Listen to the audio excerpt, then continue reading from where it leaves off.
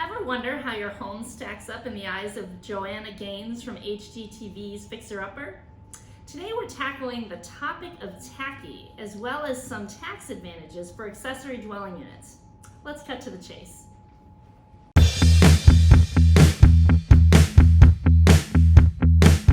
Welcome to Cut to the Chase with Jen and Dan. My name is Dan Ferullo, and my co-host next to me here is Jennifer Freed, as always. Good morning. Good morning. How is it going? Excellent. We have a lovely holiday coming up this week. Which I certainly have no reason to celebrate, but you do. Well, I don't know. I love homes, and I know you do too. So we'll give some house love today. How about that? House love. How about that? And you have a Valentine shirt on. I do, which I actually wore without even realizing that it was almost Valentine's Day. So yeah. Well, nothing says love like taxes, tacky, and a bright, sweet pink sweet petter.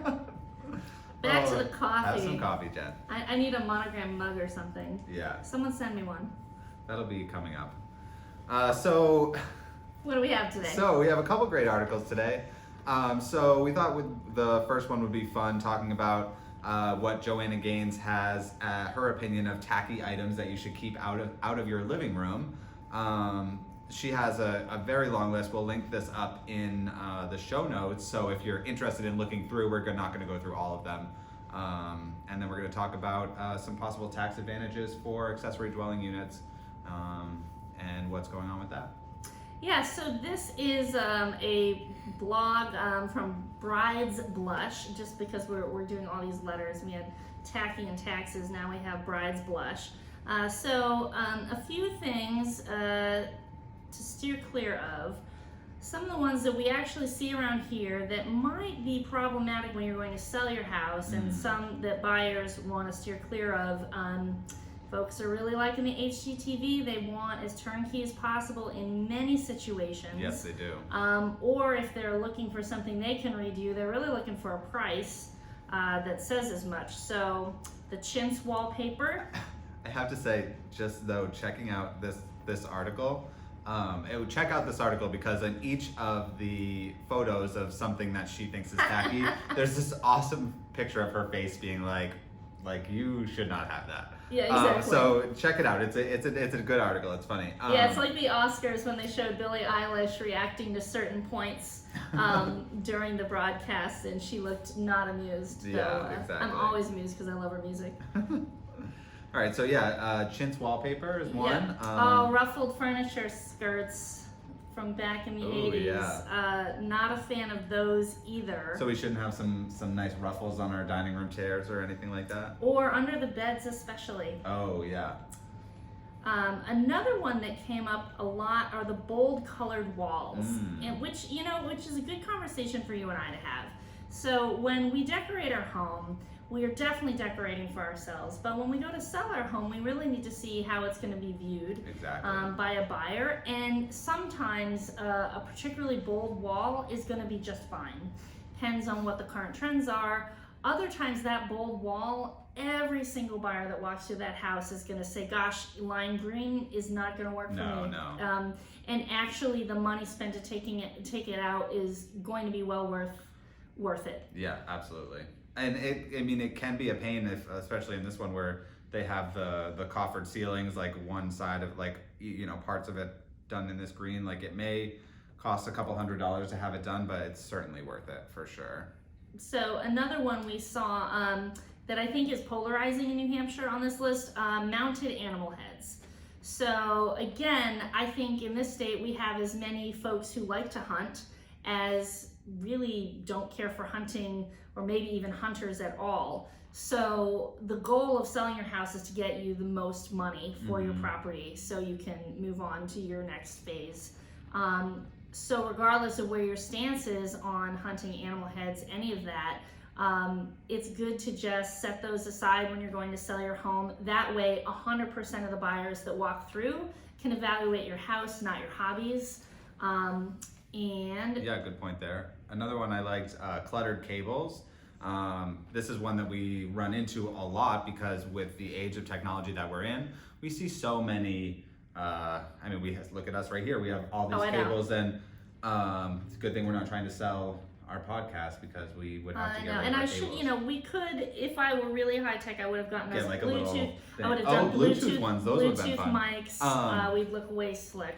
We would. Maybe in the future of Jen and Dan we could do that. But so it's nice and easy to either wrap up your cords or kind of have them all going in one direction, and you can get covers to go over them just so that it makes that clutter look a little bit less cluttered. Yeah, speaking of clutter, not a fan of the Shockblast Collections either. I had one of those when I was in high school or like in college. I definitely had a collection of shot glasses. Oh my gosh, that's funny. Well, and she also puts down whether it's stamps, coins, Coke cans, whatever your collection is, the collection is actually going to be a detractor. I've seen more action figure, Star Wars memorabilia, that kind of stuff, those collections in the past few years, and those that have been left out, the buyers have actually been really distracted. They haven't noticed the room that they're in, the square footage, what could be done with it. They've just talked about the fact they're like, wow, this person has toys still. This is really weird. Yeah. And it's not. You can collect whatever you want. That's not weird at all. But when you go to sell, put them away. Yeah. Gold fixtures. Now, this is a really good one to talk about. Well, and brass is kind of back in right now, on trend. So it's interesting. But buyers can tell if it's a condo from 1980. Oh, for sure. Absolutely. Or if it was just put in because it's slick navy and brass fixtures, like a lot of the design centers are showing. But that definitely can look dated if not done right, if you're putting it in. So the pallet coffee tables, I actually find interesting because like we were talking about the barn doors before, and that's probably one that we'll come up to. She's very much about this, like, you know, farmhouse chic, and I would honestly think that she would like pallets as coffee tables, but apparently not. I think the idea is overdoing it. If it's in every design concept, I'm going to pair these two: wood paneling and shag carpet. Oh yes. It's always an idea when you go to sell your house, if you're able to replace the carpet, if your carpet's not in good shape, it really is going to help your home show really well. Yep. And wood paneling, it's just of a certain era. They stopped using it. Folks, even the shiplap they're putting up now, it's not even the same color. It doesn't look the same whatsoever. So if anything, I'd recommend giving it a coat of paint. Yeah, paint it white or something, or you know, something light and neutral. Yeah, so anyway, one person's tacky is another person's good style, but in general, trying to neutralize things, blank canvas for the next person can really help. Sometimes looking at these big style icons like Joanna Gaines, double-edged sword. If it's too styly, if someone's really traditional and you walk in and it's all country cute, that can really turn someone off. So middle of the road is what we're going for. Absolutely. Anyway, let's turn to the topic of taxes. Okay, so there was a panel.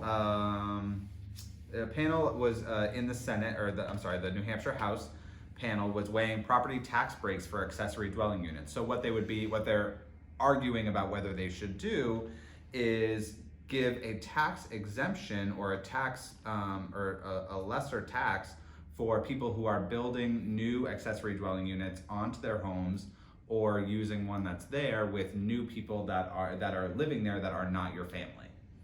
So that's an interesting catch. It is not it is an interesting catch.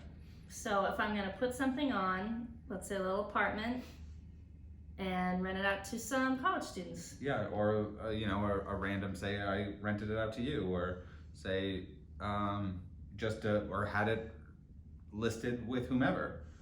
So, I mean, I think that's a great way, and it looks like they're trying to solve the problem of availability of affordable housing here. I mean, I absolutely think that is a great thing, because I was actually just reading an article about NAR had a whole panel at a convention in DC recently talking about what the steps are that we need to focus on and what innovations and all that stuff, and it's going to be a slow process.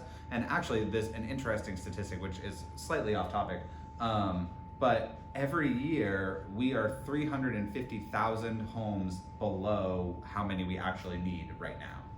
Is that from the new home building, or is that from population growth?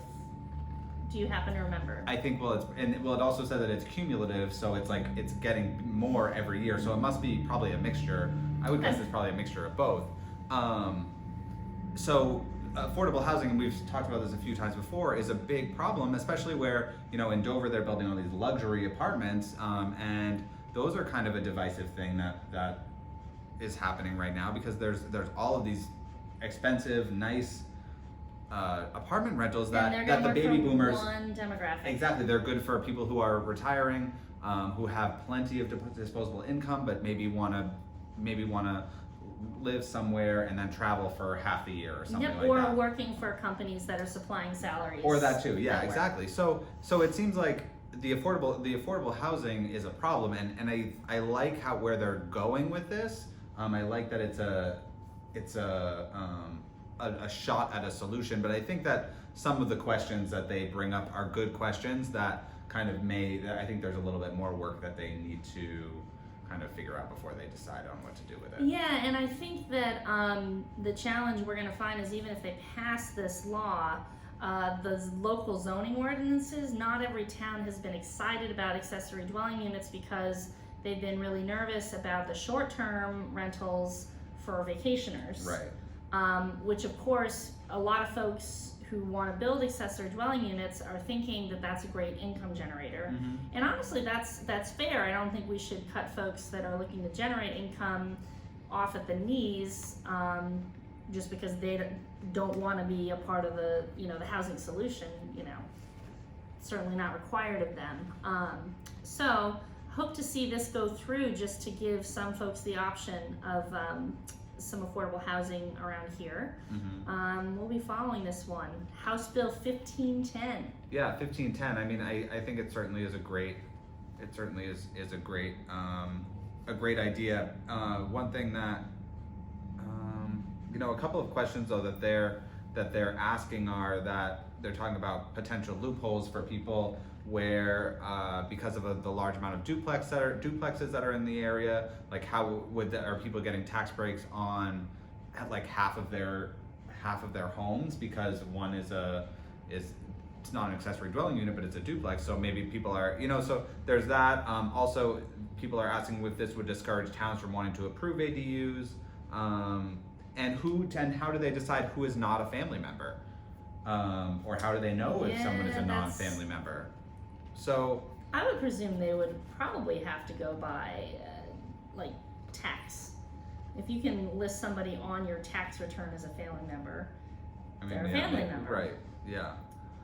There's got to be some legislative, yeah, so item in place already that they can use. Yeah, but so these are all good questions that they're asking. So, it would be, I think it would definitely make people decide that they might want to build accessory dwelling units on their homes, more so if they're getting income from it, but they're also not being taxed on it. So that certainly is an incentive, but then towns are not getting any income from that additional property. So yeah, sounds like almost a double-edged sword. So yeah, like you said, we will be following on with this. Yeah, I mean, and just to kind of wrap this up, we've been talking about this topic in a lot of flavors over our podcast. Statewide vacancy rate is at 1%, which is definitely not normal. No. At all, and it is a challenge for people of all, situations. Yes, folks that want to buy houses, it impacts them. Folks that are trying to rent, it impacts them. Mm-hmm. Sellers that are looking for buyers, it impacts you as well. So there is a big time squeeze on housing in many directions. So something to pay attention to, no matter which current pool, even if you're staying put, it will have ramifications for you as well, like just the availability of any particular kind of housing. So if we have a squeeze on what's available for sellers, and we also have a squeeze on what's available for renters, definitely want to keep that in mind. Yeah, for sure. All right, well, thank you so much for tuning in. I hope everyone has a great Valentine's Day, a nice holiday created by Hallmark for them. Yeah, well, And thank you, audience, for being all of our Valentines. Oh, yes, thank you. Thanks so much for watching or listening. Please like and subscribe to Cut to the Chase. Give us all the hearts this week. Yes, give us hearts on Instagram and Facebook and all those other, and all YouTube. of the places. Wherever you might be able to find us. Yeah, thanks for watching and listening. Have a great day. Bye.